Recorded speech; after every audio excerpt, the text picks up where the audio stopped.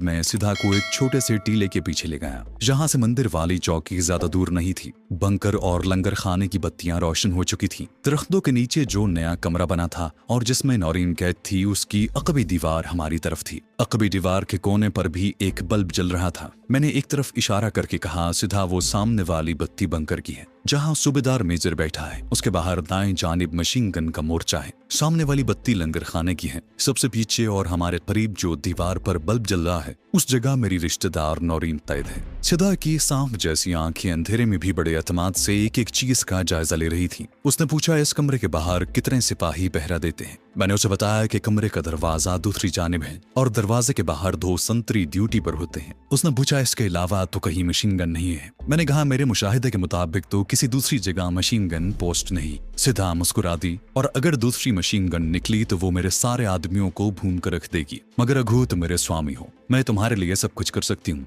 वो मुझे वापस ले आई। घास के मैदान में से गुजरते हुए उसने बताया कि वो एक गोली चलाए बगैर इस चौकी को फतह करना चाहती है। मैं उसका मुंह तकने लगा। वो बोली, रघु, ये जगह रखेलपुर वाली बड़ी चौकी से ज्यादा दूर नहीं है। जहाँ गोलियां चली तो वहां तक इन धमाकों की आवाज जरूर पहुंचेगी, और सूबेदार मेजर भी पीछे इत्तला कर देगा कि चौकी पर हमला हुआ है। वहां से भारी कुमक पहुंच जाएगी और हमारा मिशन नाकाम हो जाएगा। सिदा एक इंतहाई तजुर्बाकार जर्नैल की तरह बातें कर रही थी। मैंने इस नुक्ते पर गौर ही नहीं किया था। मैंने पूछा, फिर तुम अपना गिरोह क्यों साथ लाई हो? सिदा बोली, मेरा ख्याल था कि ये चौकी रखेलपुर कमांड पोस्ट से ज्यादा दूर होगी, लेकिन ऐसा नहीं है। हमारे अचानक हमला करने से तुम्हारी नौरीन को निकालते निकालते रखेलपुर से फौज के दस्ते जहां पहुंच जाएंगे। मैं इसी मकसद के लिए अपने वफादार सांपों की पटारी साथ लाई हूँ। उसके बाद सिदा ने मुझे अपना सारा मंसूबा समझा दिया।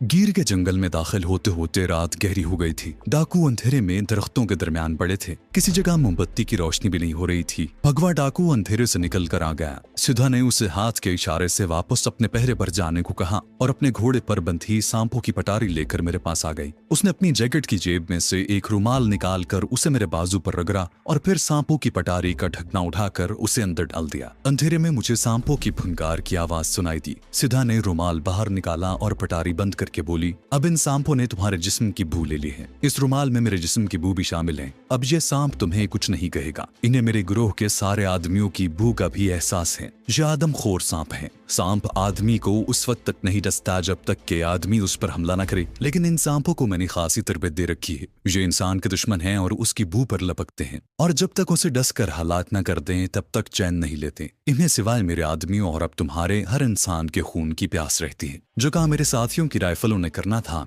अब वो काम ये मेरे वफादार सांप साथी करेंगे। अब तुम मेरे साथ आओ। मुझे सिदा के उस सांपों वाली स्कीम पर कोई ज्यादा भरोसा नहीं था, लेकिन मैं उसके आगे इनकार भी नहीं कर सकता था। इलावा अजी मेरे सामने दूसरा कोई रास्ता भी नहीं था। मैं खामोशी से उसके साथ चल दिया। इस बार जब हम रात के अंधेरे में ऊंची ऊंची हाथी छुपा घास वाला मैदान अबूर कर रहे थे, तो हमारे साथ सांपों की पटारी भी थी, जिसमें इंतहाई मोहलक 12 आदमखोर सांप थे। मैदान में चलते चलते आखिर हम उस जगह पहुंच गए जहां बैठकर मैंने सिदा को इंडियन आर्मी की चौकी और नौरीन के क्वार्टर का मुशाहिदा करवाया था। आर्मी पोस्ट की बत्तियां उसी तरह रोशन थी। किसी संतरी की आवाज रात के सुकूत में उभरी। वो अपने किसी साथी को पुकार रहा था। सिदा ने सांपों की पटारी घास पर रख दी। वो आलती पालती मारकर बैठ गई। उसने सांपों की पटारी को खोला तो 12 के 12 सांप फुनकारने लगे। शायद उन्हें कुछ फासले पर पोस्ट के 15-16 फौजियों के खून की बू आ रही थी। सिदा बोली, मेरे सांपों ने फौजियों की बू पाली है, अब ये उन्हें डसने को बेताब है। उसने सांप की पटारी हाथों में उठा ली। उसका रुख फौजी पोस्ट की तरफ किया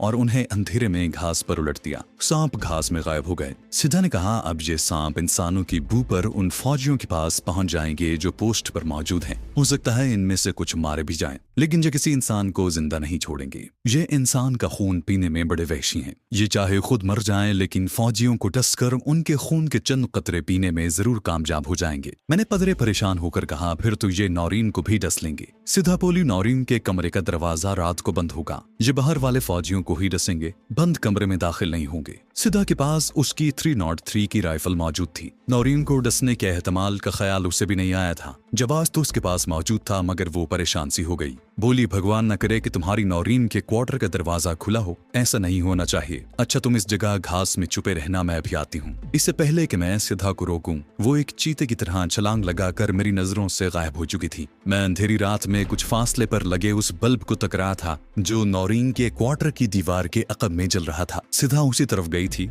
मुझे मालूम था कि चूंकि गर्मियों का मौसम है, इसलिए जिन फौजियों की ड्यूटी नहीं होगी वो और सूबेदार मेजर बैरक के बाहर ही कैंप कार्टों पर सो रहे होंगे। खुदा न करे कि नौरीन के क्वार्टर के दरवाजे में सलाखें लगी हों, फिर तो ये आदमखोर सांप सलाखों में से अंदर चले जाएंगे। मैं दिल ही दिल में नौरीन की जिंदगी के लिए खुदा से दुआएं मांगने लगा। मैं हमतंगोश था। एक मर्गालूद सन्नाटा चारों तरफ तारी था। किसी वक्त दूर जंगल की जानिब से किसी अजीब से जानवर के बोलने की आवाज आ जाती। खुदा जाने थोड़ी देर बाद फौजी चौकी की तरफ क्या होने वाला था। सांप सोए हुए फौजियों को डसकर पहरे पर खड़े संतरियों की तरफ बढ़े और उन्होंने रोशनी में सांपों को देख लिया तो वो गोली चला देंगे। कहीं सिद्धा ने जवाबी फायर किया तो वहां शोर मच जाएगा और नौरीन की जिंदगी खतरे में पड़ जाएगी। कोई वाज़ेह तस्वीर मेरे सामने नहीं आ रही थी। बहरहाल कुछ न कुछ होने वाला था। मुझे अपने दिल के धड़कने की आवाज साफ सुनाई दे रही थी। सांपों और सिद्धा को गए 10-12 मिनट गुजर चुके थे। फिर अचानक चौकी की तरफ से एक चीख की आवाज बुलंद हुई। उसके साथ ही फायर का धमाका हुआ। उसके जवाब में 3 फायर हुए और फिर सन्नाटा तारी हो गया।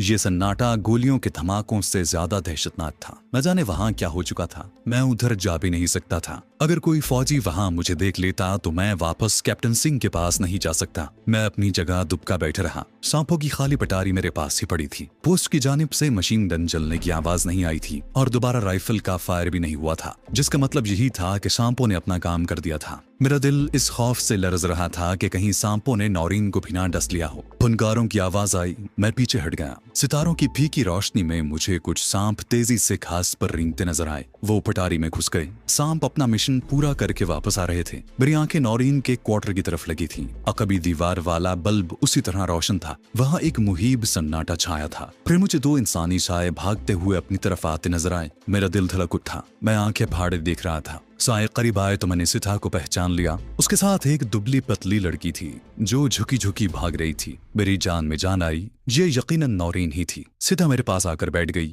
रघु, ये लो तुम्हारी अमानत। दूसरी लड़की भी घास पर बैठ गई। मैंने उसे उर्दू में सवाल किया, तुम नौरीन हो? लड़की ने घबराई हुई आवाज में कहा, हाँ। सिद्धा ने मुंह से एक बार सीटी की आवाज निकाली, फिर बोली, 2 सांप मर गए हैं। नौरीन का रंग जर्दी माइल था। चेहरे के नक्श अंधेरे में धुंधले दिखाई दे रहे थे। उसने साड़ी जिस्म के गिर्द लपेट रखी थी। सर के बाल शानों पर रिबन से बंधे थे। वो अभी तक परेशान सी लग रही थी। उसने पूछा, तुम लोग कौन हो? मैंने उर्दू में कहा, तुम्हारे दोस्त हैं, तुम फिक्र न करो। उसने खुश्क आवाज में कहा, मेरे डैडी कहाँ हैं? मैंने कहा, वो भी आ जाएंगे। सिद्धा बोली, अब बाकी सांप नहीं आएंगे। चलो रघु, यहाँ से निकल चलना चाहिए। कोई फौजी वहाँ जिंदा नहीं है। सिद्धा ने सांपों की पटारी उठाई और आगे आगे चल दी। नौरीन को मैंने एक बार फिर हौसला दिया और अपने साथ लेकर चलने लगा। वो अभी तक घबराई हुई थी। दुश्मनों की तैद से निकल आने पर उस पर खौफ और खुशी के मिले जुले जज्बात का असर था। मैंने उसकी ठंडी कलाई पकड़ रखी थी और इसलिए जंगल के किनारे की तरफ तेज तेज चल रहा था। उसने नहीफ लहजे में पूछा, हम कहाँ जा रहे हैं? मैंने कहा, तुम घबराओ नहीं, हम तुम्हारे दोस्त हैं, बस चलो। जंगल में दाखिल होते ही भगवा डाकू और दूसरे डाकुओं ने हमारा खैर मकदम किया। सिद्धा ने भगवा से कहा, भगवा, घोड़ों पर सवार हो जाओ,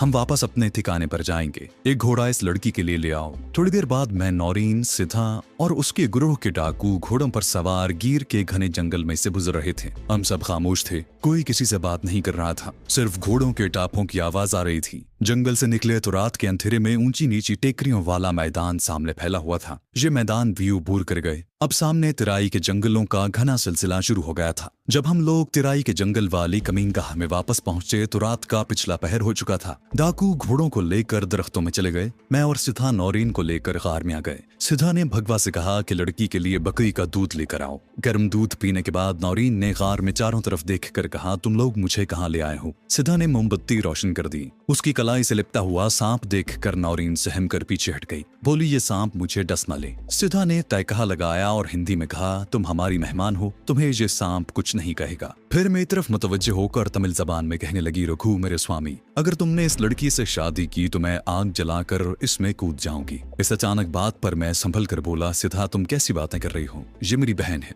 मोमबत्ती की रोशनी में सिद्धा के चेहरे पर इत्मीनान की झलक साफ देखी जा सकती थी। उसने अपना बाजू मेरे कांधे पर रखा और कहा, रघु तुम मेरे पति देव हो, मैं तुम्हारी सती सावित्री हूँ। तुमने मेरे दिल से बहुत बड़े शक को दूर कर दिया है। अब ये बताओ कि तुम रखीलपुर जाकर मेरे पास कब आओगे और इस लड़की को हमें कहाँ पहुँचाना होगा? मैंने सिदा से कहा, सबसे पहले तो मुझे इस लड़की को ये बताना है कि हम कौन हैं और इसे यहाँ क्यों लाए हैं और यहाँ से इसे कहाँ लेकर जाएंगे। सिदा ने अपनी राइफल को परे खिसकाया और बोली, हाँ मेरी जान बता दो। अब मैंने उर्दू जबान में नौरीन को बताया कि मैं कौन हूँ और किस मिशन पर वहाँ आया हूँ। सिदा का भी मैंने मुख्तसर तारुफ करवा दिया। नौरीन, तुम्हें फिक्र करने की जरूरत नहीं है। तुम्हारे फरार के बाद वहाँ जो हालात पैदा होंगे उन्हें हम संभाल लेंगे। मैं सुबह सुबह रखेलपुर जाऊंगा जहाँ तुम्हारे डैडी को हिरासत में रखा हुआ है। मैं अब उन्हें निकालने की कोशिश करूंगा। तुम उस वक्त तक सिधा के पास रहोगी। सिधा बड़ी ग्रेट औरत है, ये तुम्हारा हर तरह से ख्याल रखेगी। घबराना बिल्कुल नहीं। जब तुम्हारे डैडी भी तुमसे आन मिलेंगे तो फिर मैं तुम्हें इंडिया का बॉर्डर क्रॉस करवा कर पाकिस्तान पहुंचा दूंगा। नौरीन का खौफ काफी हद तक दूर हो गया था। उसने मुझे बताया कि उनके साथ इंडियन इंटेलिजेंस वालों ने बहुत तशद्दुद किया है, लेकिन जिस फार्मूले की जुज़ियात वो हमसे मालूम करना चाहते थे